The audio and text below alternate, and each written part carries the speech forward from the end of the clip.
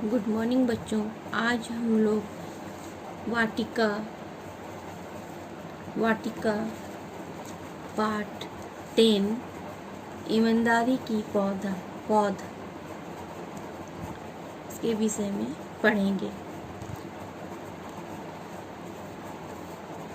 राजा को तलाश थी अपनी प्रजा में से एक ईमानदार उत्तराधिकारी की। उन्होंने एक उपाय भी सोच लिया था। क्या राजा ढूंढ पाए ऐसा व्यक्ति जो सबसे ईमानदार हो? हम लोग इस पाठ में पढ़ेंगे। पाठ अध्ययन करते हैं हम लोग। बहुत समय पहले एक शक्तिशाली राजा हुआ करते थे। वे अपनी प्रजा से बहुत प्यार करते थे और बुद्धिमत्तापूर्ण शासन चलाते थे। उनकी कोई संतान नहीं थी। राजा बूढ़े होते जा रहे थे। उन्हें इसी बात की चिंता सता रही थी कि उनके मरने के बाद उसके राज्य का क्या होगा। जो भी शासक बनेगा वह ईमानदार होगा या नहीं। वे अक्सर इस बारे में महारानी से चर्चा किया करते थे। आज भी वे इसी सोच में डूबे थे। अचानक हरे भरे पेड़ पौधों को देखकर उन्हें राज्य के लिए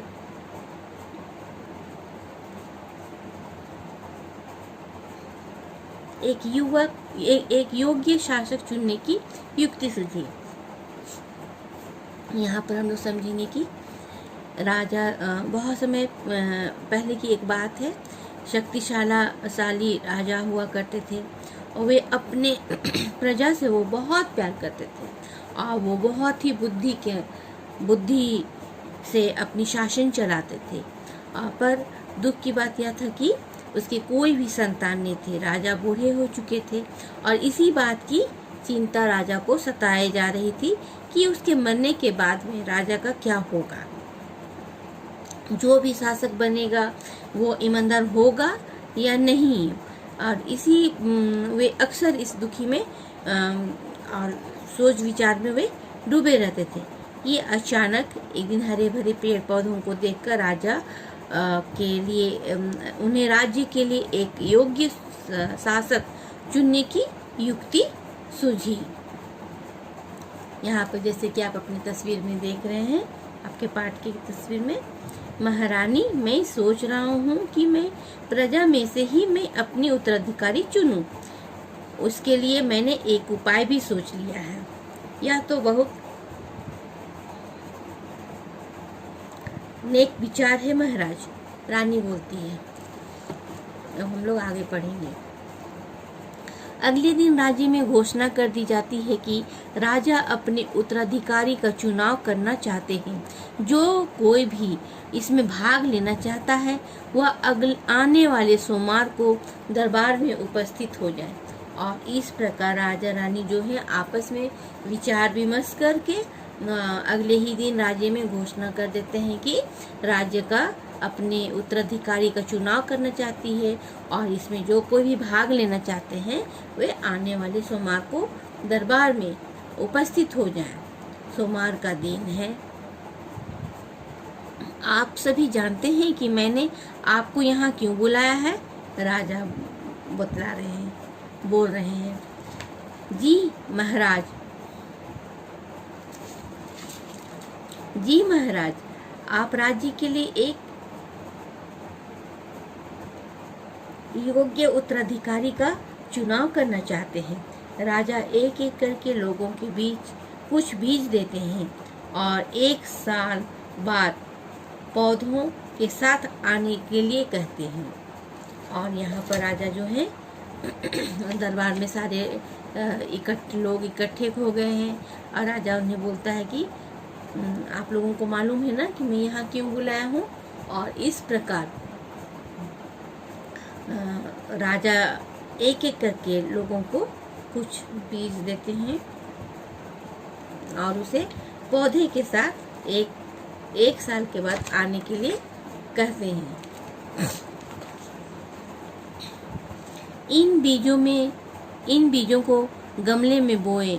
1 साल बाद मैं सभी के पौधों को देखूंगा। जिसका पौधा सबसे अधिक हरा भरा होगा उसे ही इस राज्य का उत्तराधिकारी घोषित किया जाएगा। राजा छोटी लड़की को भी बीज देते हैं। सभी बीज लेकर अपने अपने यहाँ पर महाराज, क्या मैं भी बीज ले सकती हूँ? राजा छोटी लड़की को भी बीज देते हैं और सभी बीज लेकर अपने अपने घर लौट जाते हैं। 1 साल बीतने पर सभी अपने हाथों में गमले लिए दरबार में पहुँचते हैं। छोटी लड़की भी अपना गमला पकड़े कोने में खड़ी थी, किंतु उसके गमले में कोई पौधा नहीं था। सभी उसको देखकर हंस रहे थे और बातें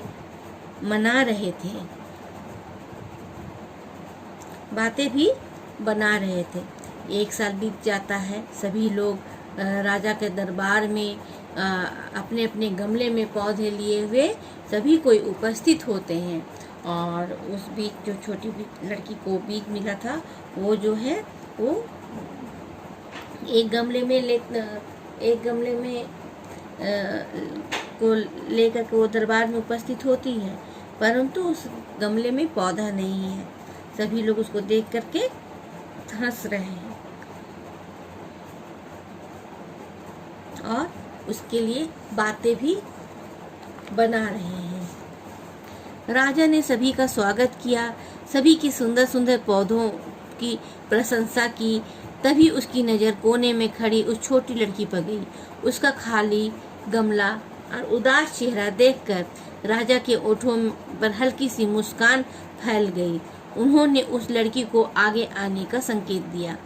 यहाँ पर तभी जो है सभी राजा जो है सभी लोगों का स्वागत करते हैं सभी के सुंदर सुंदर पौधों को देख करके प्रशंसा भी करते हैं। साथ में उसे कोने में खड़ी लड़की के ऊपर में नजर गई और वो जो लड़की है वो उदास खड़ी है, खाली गमला और उदास चेहरा लेकर खड़ी है। तो राजा जो है हल्की मुस्कान के चेहरे में हल्की मुस्कान फैल जाती है और वो लड़की को आगे आने का संकेत देते हैं। महाराज, मुझे माफ कर दीजिए। मैंने तो दिन रात इस बीज की देखभाल की थी, किंतु इसमें कोई पौधा आया ही नहीं। शायद मेरे बीज खराब थे। बेटा, बीज खराब नहीं, नकली थे। ये लोग उत्तराधिकारी बनने के लालच में गमलों में दूसरे पौधे लगाकर लाए हैं। और इस प्रकार लड़की और राजा में बातचीत हो रहा है। लड़की जो है राजा से क्षमा मांगते हुए कहती है कि महाराज, मुझे माफ़ कर दीजिए कि मैं तो दिन रात मेहनत की, परंतु आपके दिए हुए बीज से एक भी पौधा नहीं उगाया। शायद वो बीज खराब थे। और तब राजा कहता है कि नहीं, बीज खराब नहीं थे, नकली थे। ये लोग उत्तराधिकारी बनने के लालच में गमलों में दूसरे पौधे लगाकर लाए हैं। राजा ने सभी के सामने उस लड़की को अपना उत्तराधिकारी घोषित किया। सभी के सिर शर्म से झुक गए थे, किंतु राजा बहुत प्रसन्न थे कि उन्हें अपने राज्य का एक ईमानदार उत्तराधिकारी मिल गया। और यहाँ पर राजा जो है इस लड़की के ईमानदारी से बहुत ही खुश होते हैं और उसे लड़की को अपना उत्तराधिकारी घोषित करते हैं। और बाकी जितने भी लोग वहाँ आए हुए थे सबके शर्म से सिर जो है झुक जाता है, परंतु राजा बहुत प्रसन्न होते हैं कि उन्हें एक अपने राज्य में एक ईमानदार उत्तराधिकारी मिल गया।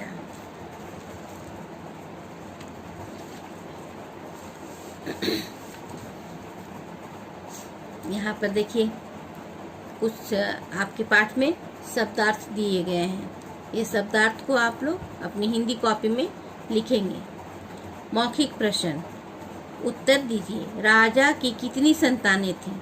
राजा की कोई भी संतान नहीं थी। राजा को किन्हें देखकर योग्य शासक चुनने की युक्ति सूझी? राजा को हरे भरे पेड़ पौधों को देखकर उन्हें राज्य के लिए एक योग्य शासक चुनने की युक्ति सूझी। राजा ने लोगों को क्या दिए? राजा ने लोगों को बीज दिए। राजा ने लोगों को 1 साल बाद किसके साथ आने को कहा? राजा ने लोगों को 1 साल के बाद पौधे के साथ में आने को कहा। राजा ने किसे अपना उत्तराधिकारी बनाया?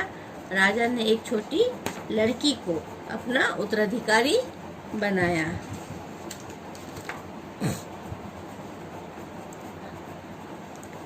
आप लोगों का होमवर्क है पृष्ठ संख्या 76। शब्दार्थ लिखेंगे अपनी हिंदी कॉपी में, पाठ का नाम लिखेंगे, शब्दार्थ लिखेंगे और मौखिक प्रश्न को करेंगे और साथ में ये सही उत्तर पर लगाएं। ये भी आप लोग अपने से बना लीजिएगा। नेक्स्ट वीडियो में हम लोग क्वेश्चन उत्तर का आंसर को लिखेंगे।